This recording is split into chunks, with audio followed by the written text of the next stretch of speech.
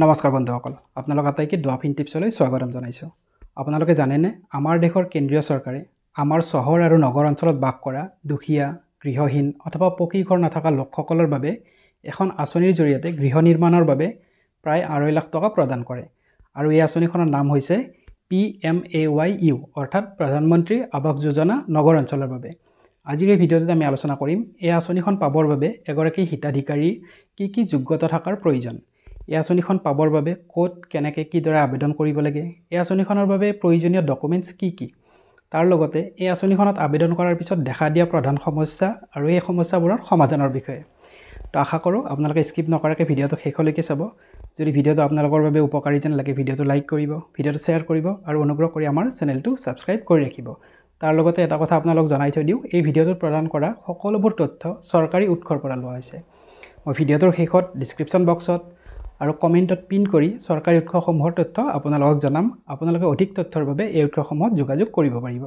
তেন্তে বলক দেৰি নকৰি আৰম্ভ কৰোঁ আজিৰ এই গুৰুত্বপূৰ্ণ ভিডিঅ'টো।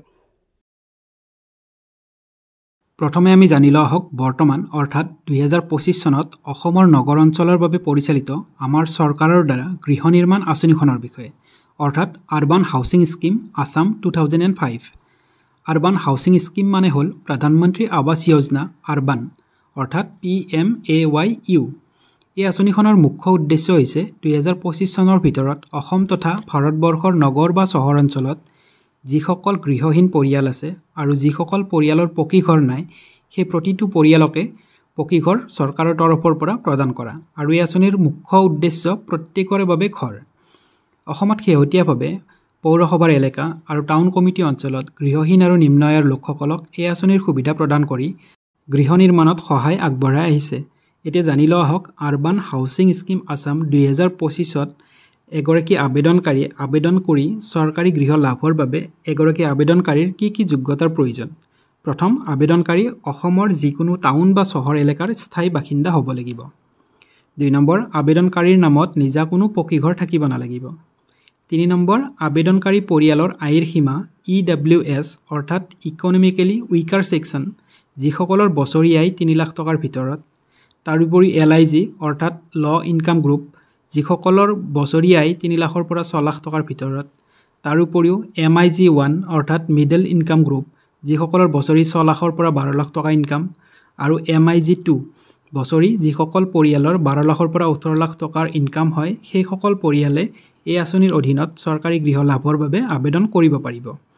4 নম্বৰ, আবেদনকাৰী মহিলা হ'লে বা মহিলাৰ নামত মাটি বা ঘৰৰ মালিকানা থাকিলে এই আঁচনিত অগ্ৰাধিকাৰ প্ৰদান কৰে। আৰবান হাউচিং স্কিম আছাম 2025ত এগৰাকী আবেদনকাৰীয়ে আবেদন কৰি চৰকাৰী গৃহ লাভ কৰিবলৈ প্ৰয়োজনীয় ডকুমেণ্টছবোৰ হৈছে ক্ৰমে আবেদনকাৰীৰ আধাৰ কাৰ্ড, ভোটাৰ ID কাৰ্ড, স্থায়ী বাসিন্দাৰ প্ৰমাণপত্ৰ, মাটিৰ ডকুমেণ্টছ আৰু পৰিয়ালটোৰ ইনকাম চাৰ্টিফিকেট। এইখিনি ডকুমেণ্টছ হ'লে এগৰাকী আবেদনকাৰীয়ে আৰবান হাউচিং স্কিম আছাম 2025ৰ বাবে আবেদন কৰিব পাৰে। এতিয়া জানি লোৱা হওক এই আঁচনিৰ অধীনত চৰকাৰী গৃহ লাভ কৰিবলৈ আবেদন কৰাৰ পদ্ধতি কি। এই আঁচনিৰ অধীনত চৰকাৰী গৃহ লাভৰ বাবে আবেদন পদ্ধতি দুটা। এটা হৈছে অনলাইন আবেদন আৰু আনটো হৈছে অফলাইন আবেদন। প্ৰথমে আমি জানি লোৱা হওক অনলাইন আবেদন অৰ্থাৎ অনলাইন এপ্লাই কেনেকৈ কৰিব লাগিব। অনলাইন এপ্লাই কৰিবলগীয়া হ'লে আপুনি আপোনাৰ মোবাইল বা কম্পিউটাৰত আপুনি যিকোনো ব্ৰাউজাৰ খুলি ল'ব লাগিব আৰু তাত আপুনি PMAYMIS.gov অৰ্থাৎ gov.in এইটো আপুনি ৱেবছাইট লগ ইন কৰিব লাগিব। লগ ইন কৰি আপুনি চিটিজেন এছেছমেণ্টত ক্লিক কৰিব লাগিব।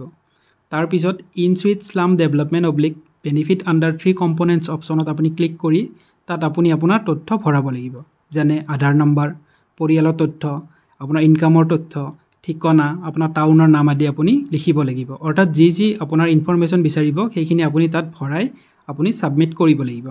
আৰু একনলেজমেণ্ট ৰিচিপ্টখন আপুনি লগে প্ৰিণ্ট কৰি ল'ব লাগিব। এইখিনি কৰিলে অনলাইন আপোনাৰ আবেদন কৰা হৈ যাব। এতিয়া আমি জানি লোৱা হওক অফলাইন আবেদন এই আঁচনিৰ বাবে কেনেকৈ কৰিব।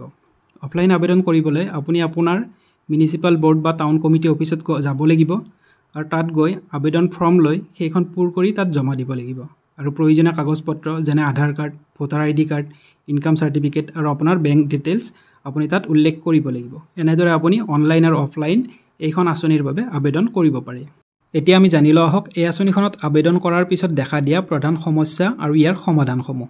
প্ৰথমে আমি সমস্যাসমূহ জানি লোৱা হওক। প্ৰথম সমস্যা আবেদন ৰিজেক্ট হোৱাৰ কাৰণ।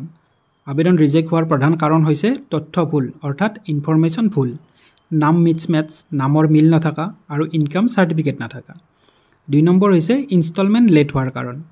জিঅ' টেগিং আপলোড নকৰা আৰু কনষ্ট্ৰাকশ্যন প্ৰগ্ৰেছ ৰিপৰ্ট সময়মতে দাখিল নকৰা। এই দুটা কাৰণত আপোনাৰ ইনষ্টলমেণ্ট লেট হ'ব পাৰে। 3 নম্বৰ বেংক লিংকেজ প্ৰব্লেম। যদি বেংকৰ নাম আৰু আবেদনৰ নামৰ মাজত মিল নাথাকে, মিছমেচ থাকে, তেনেহ'লে আপোনাৰ একাউণ্টত টকা সোমোৱাত অসুবিধা হ'ব পাৰে। তাৰ উপৰিও ইনএক্টিভ একাউণ্ট, যদি বহুদিন ধৰি আপোনাৰ একাউণ্টত আপুনি KYC আপডেট কৰা নাই, তেতিয়াও এই সমস্যা দেখা দিব পাৰে। 4 নম্বৰ হৈছে টেকনিকেল ভেৰিফিকেশ্যন অসম্পূৰ্ণ। DRDA বা মিউনিচিপেল ভেৰিফিকেশ্যন সম্পূৰ্ণ নহ'লেও আপোনাৰ ইনষ্টলমেণ্টৰ টকা বন্ধ থাকিব পাৰে। এইকেইটা হৈছে প্ৰধান সমস্যা। এতিয়া আমি জানি লোৱা হওক এই সমস্যাবোৰ কিদৰে সমাধান কৰিব পাৰি অথবা এই সমস্যাবোৰৰ পৰা কিদৰে নিজকে আঁতৰাই ৰাখিব পাৰি। প্ৰথম, আবেদন কৰাৰ আগতে আপুনি আপোনাৰ ডকুমেণ্টছ সঠিকভাৱে মিলাই লৈহে আবেদন কৰিব লাগিব। অৰ্থাৎ আপুনি ৰিচেক কৰি আবেদন কৰিব যাতে কোনো ধৰণৰ তাত ভুল নাথাকে। 2 নম্বৰ, বেংক একাউণ্ট এক্টিভ কৰি ৰাখিব আৰু বেংক একাউণ্ট আৰু আধাৰ কাৰ্ডৰ নাম যাতে মিল থাকে এইটো আপুনি লক্ষ্য ৰাখিব। 3 নম্বৰ, কনষ্ট্ৰাকশ্যন ষ্টাৰ্ট কৰাৰ পিছত নিয়মীয়াকৈ জিঅ' টেগত ফটো আপলোড কৰি থাকিব। 4 নম্বৰ, DRDA বা টাউন কমিটি অফিচত সময়ে সময়ে আপুনি যোগাযোগ কৰি থাকিব। আৰু 5 নম্বৰ, অনলাইন আবেদন ষ্টেটাছ নিয়মীয়াকৈ আপুনি চেক কৰিব। এই ভিডিঅ'টোৰ জৰিয়তে আপোনালোকক প্ৰদান কৰা সকলোখিনি তথ্য চৰকাৰী উৎসৰ পৰা লোৱা হৈছে আৰু চৰকাৰী উৎসসমূহ হৈছে ক্ৰমে অসম চৰকাৰৰ আৰবান ডেভেলপমেণ্ট ডিপাৰ্টমেণ্টৰ ৱেবছাইট udp.assam.gov.in, PMAYUৰ অফিচিয়েল পৰ্টেল PMAYMIS.gov.in। আবেদন কৰিবলৈ আপোনালোকে মিউনিচিপালিটি বৰ্ড বা টাউন কমিটি অফিচত পোনপটীয়াকৈ যোগাযোগ কৰিব পাৰে। তো বন্ধুসকল, ভিডিঅ'টো শেষলৈকে চোৱাৰ বাবে আপোনালোকলৈকে ধন্যবাদ। আশা কৰোঁ আজিৰ এই ভিডিঅ'টোৰ জৰিয়তে আপোনালোকে PMAYU অৰ্থাৎ প্ৰধানমন্ত্ৰী আৱাস যোজনা নগৰ অঞ্চলৰ বিষয়ে সকলোবোৰ তথ্য লাভ কৰিবলৈ সক্ষম হৈছে। যদি ভিডিঅ'টো আপোনালোকৰ বাবে উপকাৰী যেন লাগিছে তেনেহ'লে ভিডিঅ'টো লাইক কৰিব আৰু শ্বেয়াৰ কৰি সেইসকল ব্যক্তিক চোৱাৰ সুবিধা কৰি দিব যিসকলক এই আঁচনিখনৰ প্ৰয়োজন। আৰু লগতে আপোনালোকে অনুগ্ৰহ কৰি আমাৰ চেনেলটো ছাবস্ক্ৰাইব কৰি ৰাখিব। তেনেহ'লে লগ পাম পৰৱৰ্তী ভিডিঅ'ত। তেতিয়ালৈকে আপোনালোক আটাইকে জনাইছোঁ বিদায়।